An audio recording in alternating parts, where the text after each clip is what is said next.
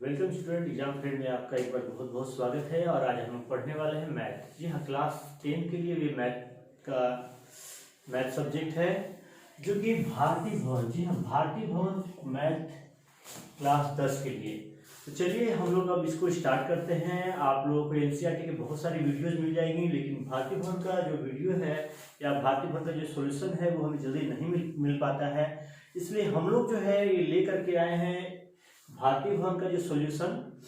तो चलिए हम सबसे पहले जो चैप्टर जो है अध्याय 4, जी हाँ एक्सरसाइज 4 का जो है समांतर श्रेणी है ना, इसको इंग्लिश में हम लोग अर्थमेटिक प्रोग्रेशन कहते हैं कि आखिर अर्थमेटिक प्रोग्रेशन आखिर है क्या, उस पर क्या क्या होता है। उसके बाद हम लोग एक्सरसाइज की ओर पढ़ेंगे। आते हैं यहाँ अनुक्रम। जी हाँ, अनुक्रम जिसको हम इंग्लिश में बोलते हैं सीक्वेंस। तो आखिर ये है क्या, तो यहाँ पर देखिए आप अपने स्क्रीन पे देख सकते हैं। यदि कोई संख्या इस प्रकार से लिखी गई हो कि उसे अधूरा छोड़ देने पर उससे आगे की संख्या ज्ञात की जा सके तो उसे अनुक्रम में कहा जाता है।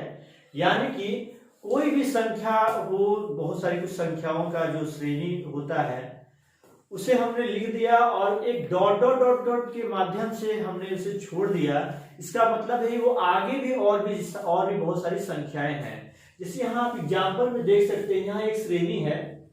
जी हाँ, 1 है, 1, 3, 5, 7 और 9, और उसके बाद में क्या दिया गया, डॉट डॉट करके दे दिया गया है, यानी कि इसके आगे भी और संख्याएं हैं। तो अगर इसको यानी कि इसका मतलब क्या है, 9 के बाद यानी 9 के आगे आने वाली संख्याओं को भी हम लोग ज्ञात कर सकते हैं। आगे वाली संख्या को भी हम लोग ज्ञात कर सकते हैं, अज्ञात करना भी है। अगर यहाँ पे ये डॉट अगर नहीं रहेगा तो यानी कि मेरे पास 1 2 3 4 और 5 केवल 5 टर्म है, यानी कि केवल 5 पद है मेरे पास, है ना। इसके आगे की संख्या की मुझे जरूरत नहीं है, लेकिन या मुझे निकालना भी नहीं है ना। लेकिन वही अगर यहाँ पर अगर हम डॉट डॉट डॉट दे देते हैं तो ये क्या हो जाता है, इसके आगे की संख्या भी हम लोग इसी सीक्वेंस में, जिस सीक्वेंस में ये लिखा हुआ है उसी सीक्वेंस में हम आगे की संख्या निकाल सकते हैं। जैसे यहाँ पर देखिए 1 और 3, 3 और 5, 5 और 7, 7 और 9, यहाँ पर क्या है, 2 का अंतर है।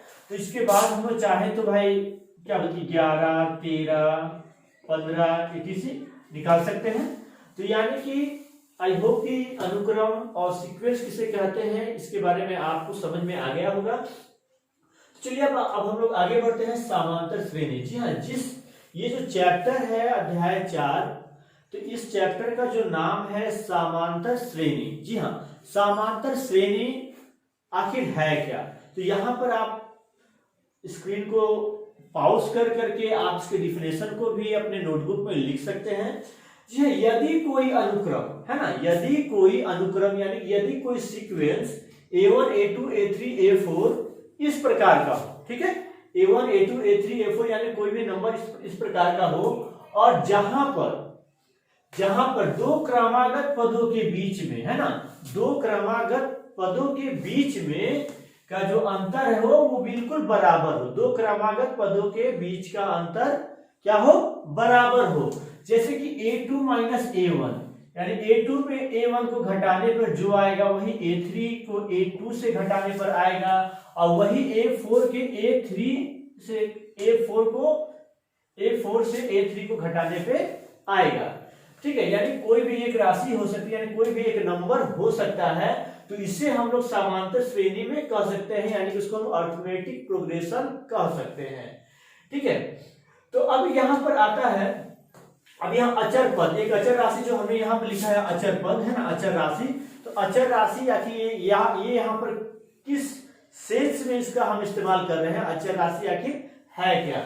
तो देखिए समांतर श्रेणी जो है, समांतर श्रेणी में तो हमें ये तो समझ में आ गया, यानी कि ये इस तरह का एक अनुक्रम बना, एक सीक्वेंस बना हुआ होता है, और उसके 2 लगातार पदों के बीच का अंतर क्या होता है, बिल्कुल समान होता है, कोई डिफरेंस नहीं होता है। यानी कि A3 को A4 से घटाया गया तो जितना आया उतना ही A3 को घटाएंगे, A2 को घटाएंगे A3 से, 2 लगातार पदों का जो डिफरेंस होता है वो बराबर होता है। तो यहाँ पर जो अचर पद है, अचर पद को हम लोग सार्वअंतर या पदांतर के नाम से जानते हैं, जिसको इंग्लिश में हम कहते हैं कॉमन डिफरेंस। जी हाँ, सार्वअंतर या पदांतर, ठीक है, इसको इंग्लिश में हम क्या कहते हैं, कॉमन डिफरेंस, ठीक है। तो सार्वअंतर यानी कि कॉमन डिफरेंस या धन हो सकता है या ऋण हो सकता है या शून्य हो सकता है, यानी कि जो इसका जो सार्वअंतर है वो नंबर जो है पॉजिटिव नंबर भी हो सकता है, नेगेटिव नंबर भी हो सकता है और साथ में शून्य भी हो सकता है। 1 3 5 7 9 यहाँ पे हमने एक एग्जांपल दिया है, तो 1 3 5 7 9, ठीक है। तो यहाँ 9 में से 7 को हमने घटाया तो 2 आया, 2 में से 7 में से 5 को घटाया तो 2 आया, 5 में से 3 को घटाया तो भी 2 आया और 3 में से 1 को घटाया तो भी 2 आया।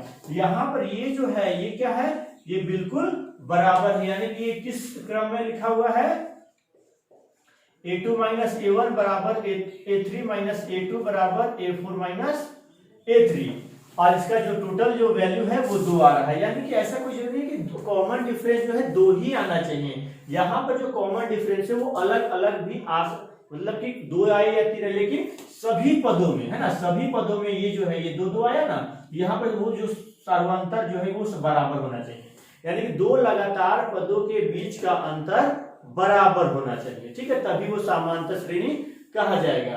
तो चलिए, आई होप कि ये वीडियो आपको समझ में आ गया होगा। तो अब हम लोग अगले वीडियो में जो है इसके बारे में जो इसके एक्सरसाइज को हम लोग स्टार्ट करेंगे, यानी कि 4 का A 4B इस तरह से हम लोग स्टार्ट करेंगे और प्रत्येक क्वेश्चन को हम लोग बहुत ही आसान भाषा में टच करेंगे।